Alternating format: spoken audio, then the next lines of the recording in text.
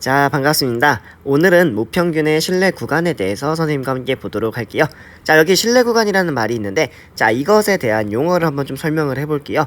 자, 우리가 생각할 때, 자, 실내 구간이라는 거는 말 그대로 내가 이 자료를 얼마나 신뢰할 수 있는가예요.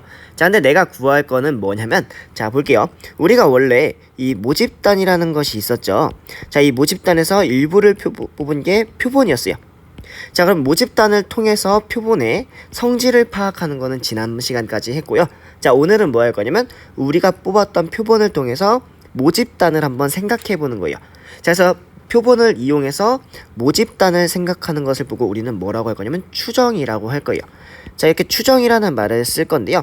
자, 이제부터 뭐 할 거냐면, 자, 추정 중에서 우리는 어떤 추정을 할 거냐? 바로 여기 대표적인 모평균에 대한 추정을 할 거예요. 자, 그럼 이 모평균에 대한 추정을 할 때 가장 기본적인 건 뭐냐면 이 표준 편차에 대한 자료는 알고 있다는 가정하에서 문제를 푸는 것이 일반적입니다. 자, 그래서 이 내용을 한번 살펴보도록 할게요. 자, 하나씩 보게 되면, 자, 이 모집단이라는 거는 정규분포를 따라요. 이런 식으로. 자, 그래서 모평균과 모분산이 이런 식으로 주어져 있습니다. 자, 표본의 크기가 n으로 주어져 있고요. 자, 여기서 x반은 표본 평균이죠. 자, 표본 평균의 평균값이 x바라고 나왔어요. 자, 이거는 무슨 말이냐면, 자, 제가 모집단에서, 자, 모집단이 있을 때 이 중에서 표본을 꺼냈죠.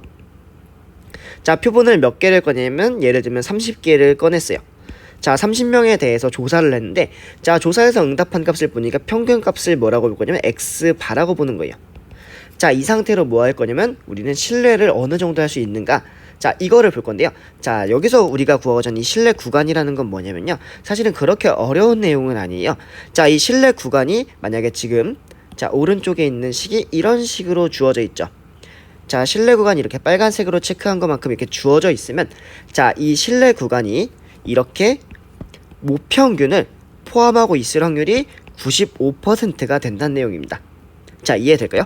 자, 한 번만 정리해 볼게요. 자, 신뢰 구간이라는 거는, 자, 모평균을, 자, 포함할 확률이 95%가 되는 구간을 찾아주는 거예요. 자, 이것이 바로 신뢰도 95%의 신뢰 구간입니다. 자, 그래서 이 식이 어떻게 나오는지를 한번 살펴보도록 할게요. 자, 이 식이 나오는 거를 조금 밑에 빈 공간이 있으니까 여기다가 한번 써보도록 할게요. 자, 여기 위에 거랑 관련 없는 내용입니다.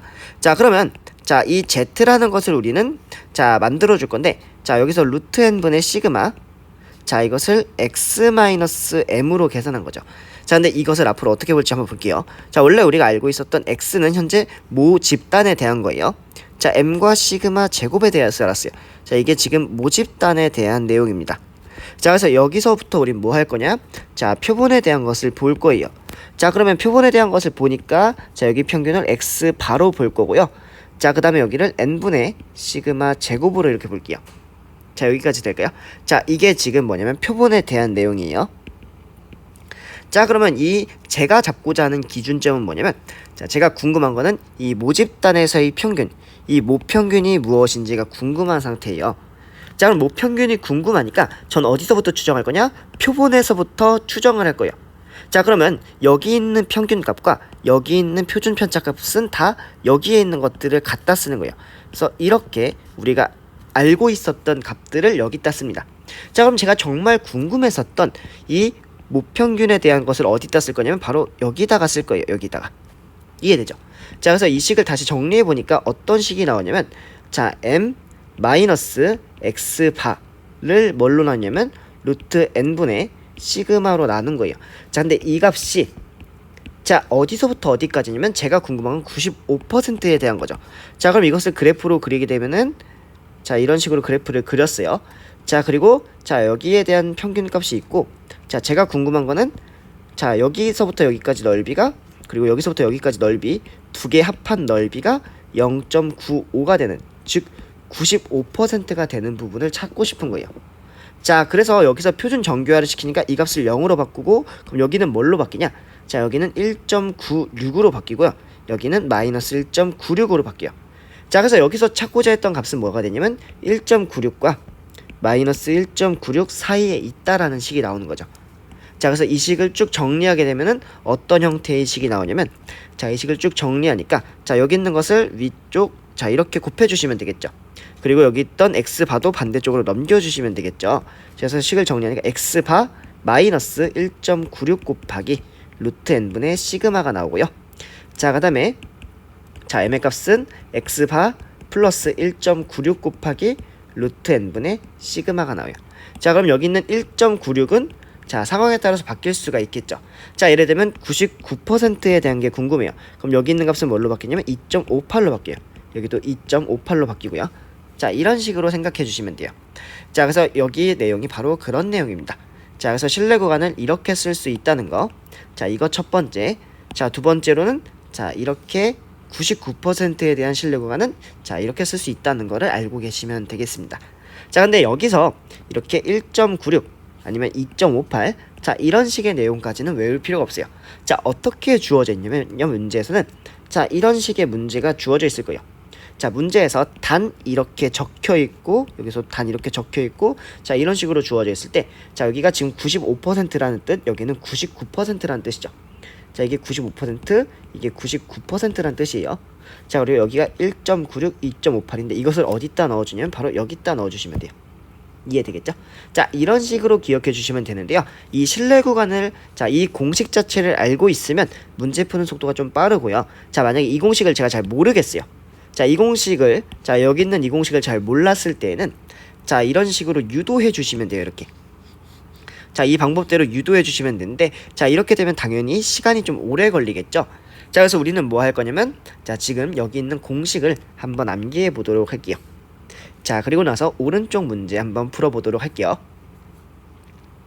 자, 제가 이제 뭐 할 거냐면 신뢰 구간에 대한 자, 공식을 한번 적용할 거예요.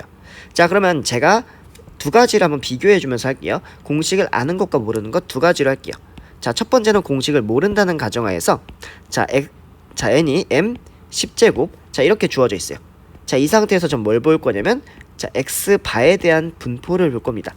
자, 그럼 평균 값은 뭐가 되냐면 100이 되죠. 그죠? 제가 구한 표본 평균. 자, 그리고 이제부터 뭐 할 거냐면 자, 여기서 루트 n분의 그래서 여기 10분의 자, 그리고 여기 표준 편차가 10이라 주어져 있으니까 10. 자, 이것의 제곱 이런 식으로 쓸게요. 자, 그럼 이게 무슨 말이냐면 n의 100,1의 제곱으로 바뀌겠죠. 자, 이렇게 계산한 다음에 이제 뭐 할 거냐면 자, 지금 표본 평균도 구했죠. 자, 그리고 이걸 갖고서 추정을 할 거예요. 자, 어떻게 추정할 거냐? 자, 제가 궁금한 건 모평균에 대한 값이에요. 그리고 여기서부터 제가 추정을 하는 거예요. 자, 그럼 여기서부터 z라는 공식을 쓸 때 자, 1분의 그리고 제가 궁금한 m의 값을 바로 여기다 씁니다. 자, 그리고 마이너스 평균값. 자, 이렇게 쓰고 나서 이 값이 어디서부터 어디까지냐면 자, 95%라 했고 95%는 1.96이었죠. 그래서 1.96 여기는 마이너스 1.96으로 놓고서 정리해 주시면 돼요. 괜찮죠? 그러면 자, 이 식과 이 식 비교해 보니까 m의 값은 100 플러스 1.96. 자, 그 다음에 자, 100 마이너스 1.96이 되겠죠. 자, 그래서 m에 대한 값은 뭐가 되냐면 자, 101.96과 여기는 자, 98.04가 되겠네요. 자, 이것이 바로 신뢰 구간인데요. 자, 이게 의미하는 건 뭐냐면 자, 우리가 자, 이 신뢰 구간이라 되어 있잖아요. 신뢰도가 지금 95%예요. 자, 그러면 자, 제가 궁금했던 모평균 있죠. 자, 모평균이 이 구간에 있을 확률이 바로 95%가 된다는 얘기예요. 무슨 말인지 이해되죠? 자, 이런 식으로 이해해 주시면 됩니다. 자, 일단 이게 첫 번째 방법이고요. 자, 두 번째 방법도 한번 볼게요. 자, 두 번째 방법도 한번 풀어보도록 할게요. 두 번째는 뭐냐면 그냥 공식을 알고 있다 라고 생각하고서 한번 풀어볼게요. 자, 그럼 공식을 그대로 적용하게 되면 자, 우리가 알고 있는 건 x바 마이너스 1.96 곱하기 루트 n분의 시그마. 자, 이렇게 쓰고요.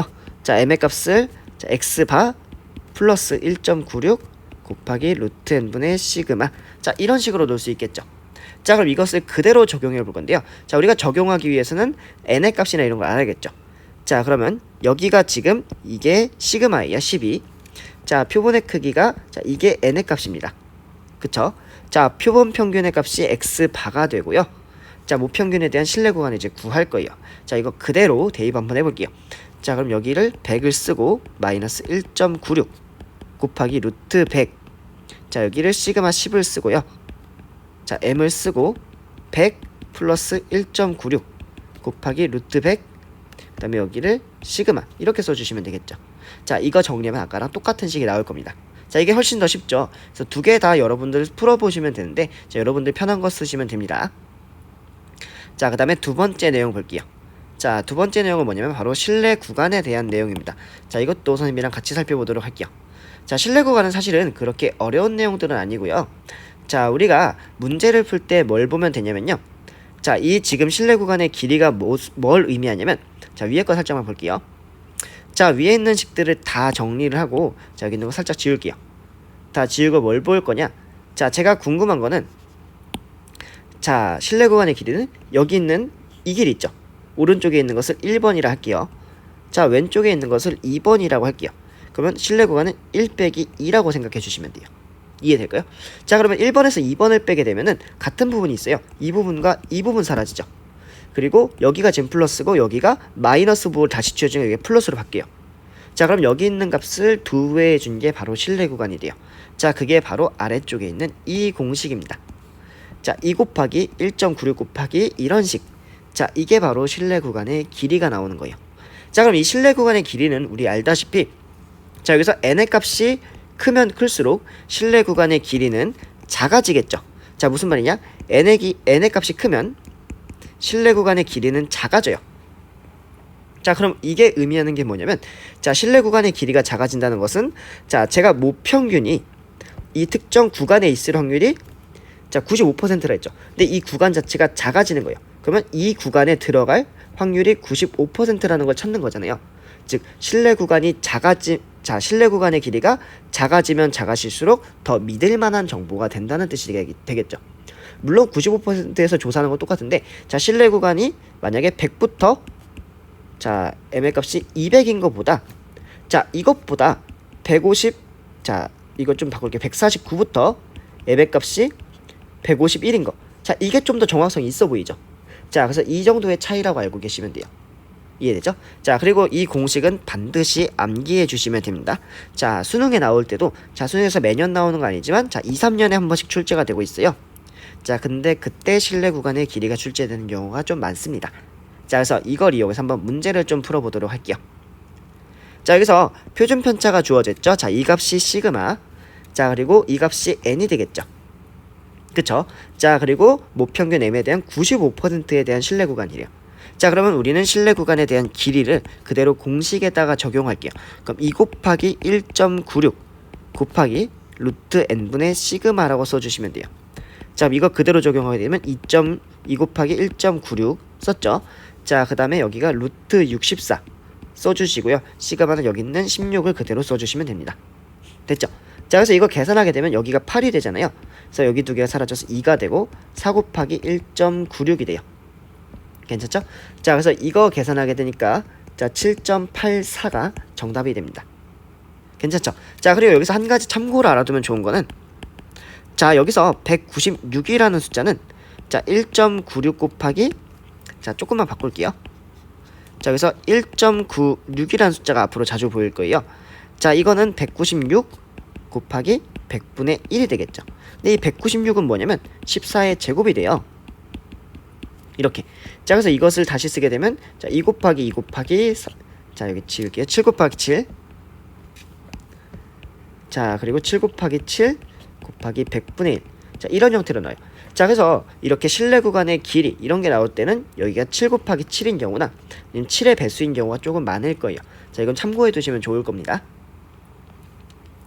자 그 다음에 여기 있는 것도 한번 볼게요.